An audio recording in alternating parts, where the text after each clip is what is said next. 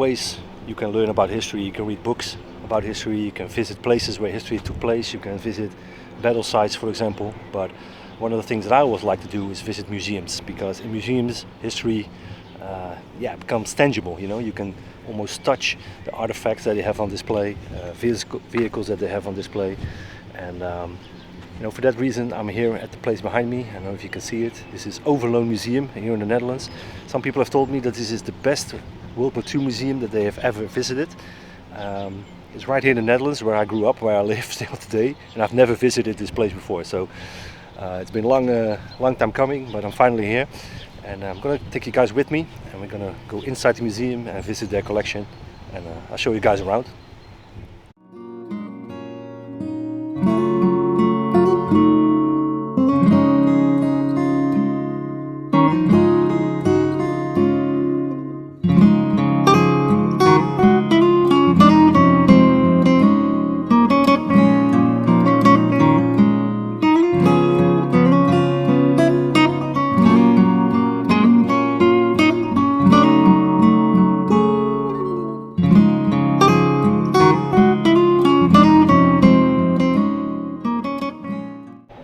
So one thing that this museum is well known for is the huge collection of vehicles and other equipment used during the Second World War. And you can see some piece of it behind me as well. This is a tank, and if I turn around, you see this huge hall.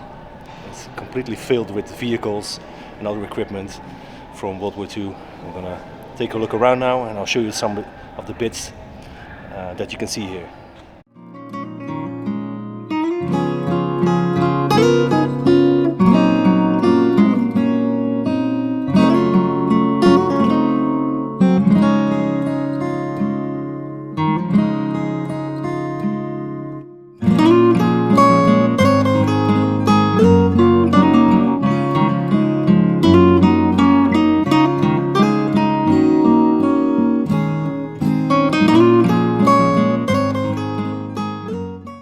So here we have one of the airplanes that's on display here at the museum, and it's of course the C-47 Skytrain. And I think everybody who saw Band of Brothers knows this airplane. This is the type of aircraft that the paratroopers used in Normandy during D-Day, doing their jumps. And it's an iconic airplane, I think, that everybody knows, and it's here on display. And this particular airplane was used in Italy. I don't think it was used during D-Day, and it also was included in actions in Operation Varsity. So all around the C-47 they have vehicles here on display. We have jeeps, we have an American jeep from the military police. We have some German vehicles. I'm not an expert of vehicles, so I don't know all of them, but yeah, they got a lot of stuff here. So they have a British glider here on display, and the sign right here says this is not an original, this is a replica, but it gives you a good idea of what this type of glider looked like back in the day. And the original ones, around 600 of them, were used during Operation Market Garden, and they were used to transport troops to the battlefield, and could carry around 30 soldiers at a time. And they put a mannequin inside of a British paratrooper. He kind of looks like Clark Gable, but he was American, so that's not possible, but it's kind of funny to see. So yeah, this is not the original one, this is a replica, but yeah, it gives you a good idea of the size of these things and what they could do with it. And here we have on display a huge collection of radios which were used during the war. This is crazy.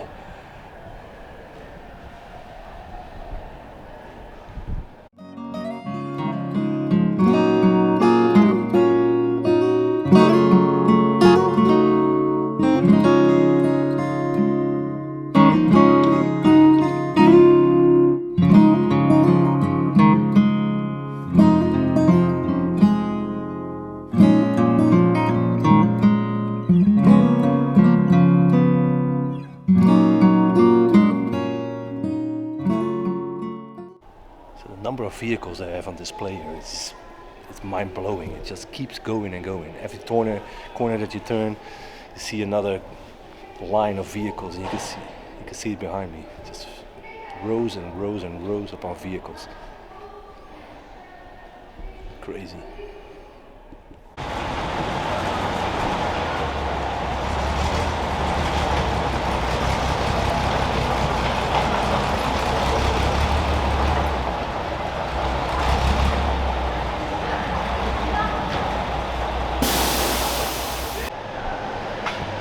So yeah, that can also happen, as you saw in the previous clip. They just drove in this vehicle, this German vehicle, the half-track. Yeah, stuff like that also happens here at the museum. Pretty crazy. And over there, driving around some more vehicles. Because actually this upcoming weekend, they have a big event here at the museum. It's called Millitracks. It's probably the biggest event that they have here. And yeah, you can visit and you can drive around certain vehicles on the grounds of the museum. So here we have a collection of motorcycles on display that was used during the war. And as a motorcycle rider myself, I always find it pretty cool to see these old motorcycles. And the first one here is an Indian motorcycle. And this one is a Harley Davidson, which is a pretty rare one. This is a British motorcycle, a BSA. Another Indian. We have a Norton, also a British motorcycle. And here we have some German ones. It's a DKW and a BMW. So yeah, it's a pretty impressive collection of motorcycles all together. Underneath the C-47 Skytrain. Awesome. So here we have another Sherman tank. This is one that was modified. They had this chains up front that would spin around, and they would clear minefields with these tanks, because the chains would hit the mines that were buried in the ground and make them explode. And, yeah, it was a great tool to clear out minefields.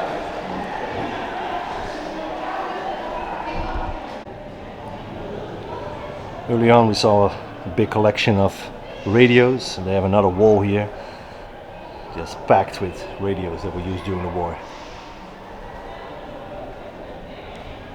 So yeah, if you're a communications freak or geek, you will definitely be entertained here. Just look at how many there were.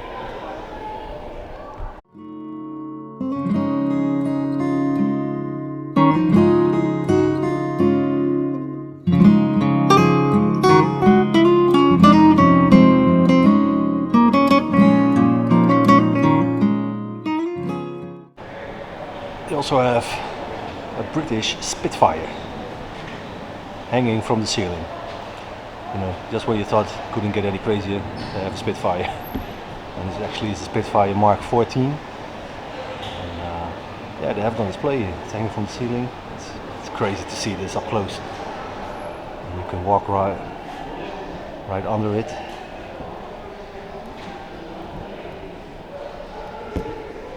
Yeah, this is part of the plane that you probably will never be able to see, but here in Overloon you can see it. So one of the things that makes this museum unique as well is they have these bridges. You can see them outside, and they go into the museum, and you can drive your bike along those bridges and explore the museum on your bicycle. You can see these people right up there. So yeah, it doesn't get any more Dutch than this. Explore the museum while riding your bicycle. Another thing they have hanging from the ceiling, the German V1 rocket. It's a little banged up. I don't know, it's been restored probably. It's a lot of dents. I don't know if you can see it on the tape, but yeah, also crazy, a V1 rocket. So here we have a B-25, an American B-25 bomber, and it was used by the British, but the crew of this particular aircraft was mainly Dutch, and you can tell that by the orange triangle that you can see here, and all the bombs around it. Those are the numbers of successful bombing missions that this airplane did during the war. And it's also on display here. And this plane has a pretty unique story to it. I think it was in 1945. The crew of this airplane mistakenly bombed a farm. I think it was outside of The Hague, and a lot of people were killed during that bombing run, which was a mistake, of course.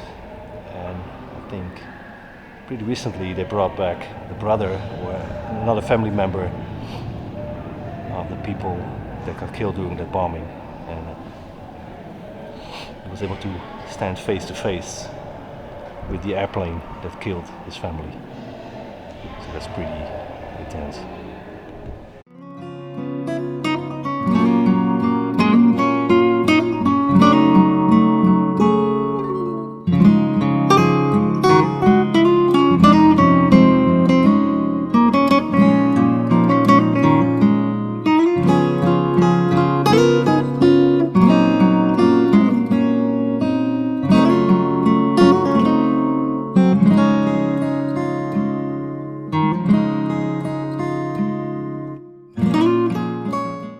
So I've now come to this corner of the museum. As you can see, another endless row of vehicles and equipment. And another thing they have here is a huge collection of grenades, bombs, mortars, bullets, anything you can shoot at each other. It starts here with this display case. And you can see all the bombs and grenades, mortars, shells. Continues all the way up there, and over here you can see the larger versions, the big shells, 155 shells, 155mm shells, mortars also on display there. And like I said, this is the other display case. That's crazy. I think this museum almost has every type of vehicle that was used during the war, but they also have like every type of bullet, rocket, mortar, shell that was fired during the war. It's crazy. Got a huge one here.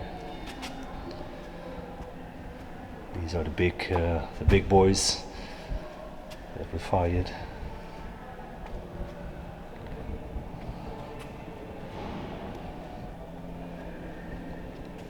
Collection of Panzerfaust. Here we have a display case with mines, more bullets,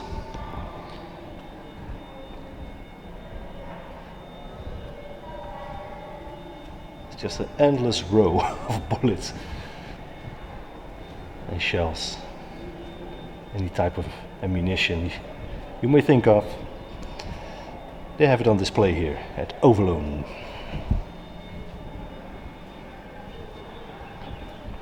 Here we have some huge shells that were probably fired from a Navy vessel. There's some rockets over there. And these were also some of the cannons that were used during the war.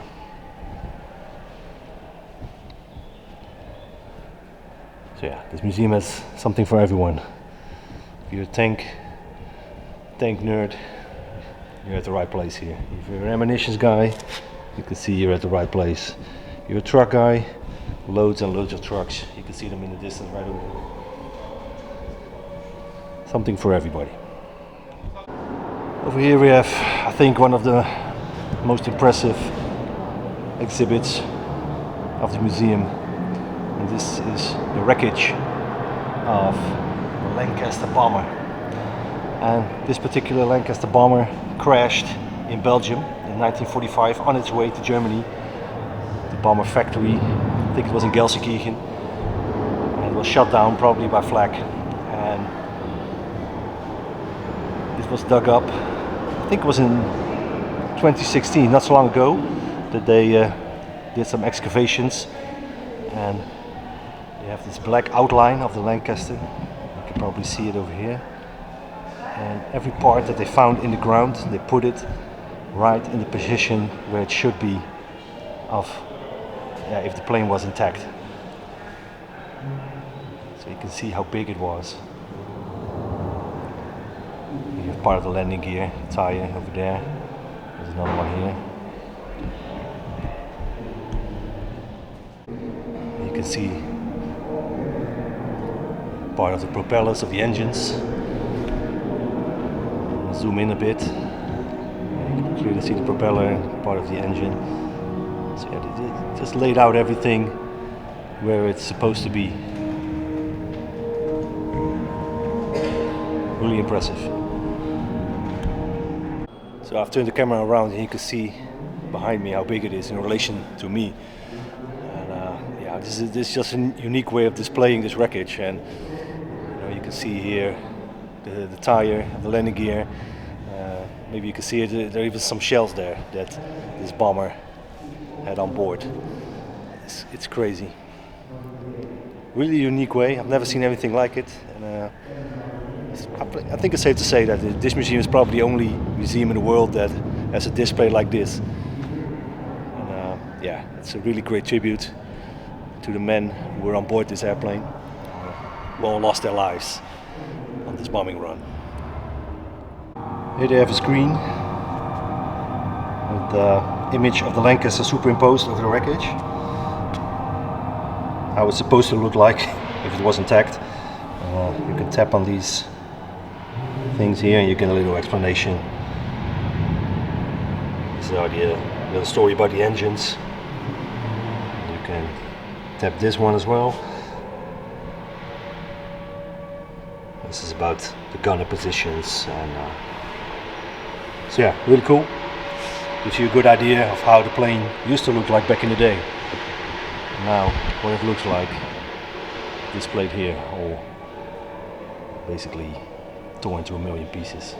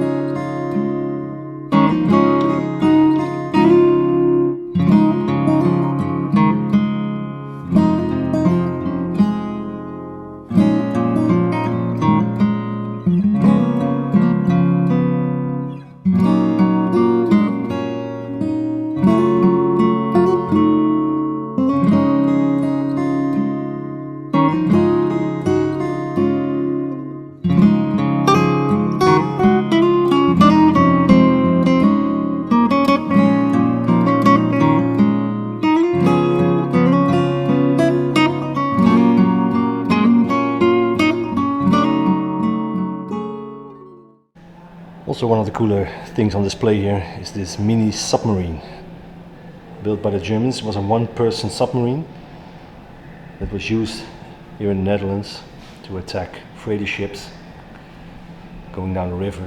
And you can see on the side here there's a torpedo on it. This torpedo would of course be fired against the ships, and they sank those ships carrying cargo or supplies. So maybe you can take a look inside, I don't know, maybe you can see something. Yeah, you can see some of the equipment in there. It's kind of hard to see, but yeah, it's a one-person submarine, and just imagine being in this thing looking out that window on the water in the river with probably really bad visibility. So yeah, this is crazy. Couldn't imagine being on this one of these things. The sign over here says it was actually a pretty dangerous thing to do. 60 to 70% of all the submarines that were used during the war was destroyed. And a pilot, how do you call it? I don't know, maybe a pilot was killed in the process. So outside of the main building of the museum. We have a large area in the woods where you can find remnants of bunkers, and this is one of them. And this is an actual bunker from World War II, and there's a plaque on the other side of it where it says that the 3 guys that were stationed here, Dutch soldiers, they were all killed when the Germans invaded the Netherlands. And actually this whole area, the whole grounds of the museum, this was a battle site, and it was the site of the Battle of Overloon. It was a huge battle, lots of casualties, and it's kind of a forgotten battle here in the Netherlands. And my friend Sander from Sander VK History, he made an excellent video about it. I put a link in the description so you can watch that and you can learn more about the Battle of Overloon. You can, I don't know if you guys can see it, but it's kind of hard probably. Inside the bunker there's still a machine gun over there. So yeah, this whole wooded area, that was the site of the battle. So that was Overloon Museum here in the Netherlands. You know, the stuff I showed you guys is only a fraction of the stuff they have on display. You know, I can't show you everything because this video would be a couple hours long. I don't think anybody would watch it if it's that long. So try to give you guys an impression of all the stuff that they have here on display. And you know, if you want to see it for yourself, head down here. It's a really awesome museum. I can highly recommend it. And the title of this video is it the best World War II museum in the world? For me it is. Certainly the ones that I've been to. The amount of vehicles, equipment they have on display is mind-blowing. And yeah, you have to see it for yourself to believe it. So whenever you're in the area, go and visit. Don't take as long as me to come here, and you won't regret it. You really enjoy this museum. So for now I want to say thank you for watching, and see you on the next one. Thanks. Bye bye.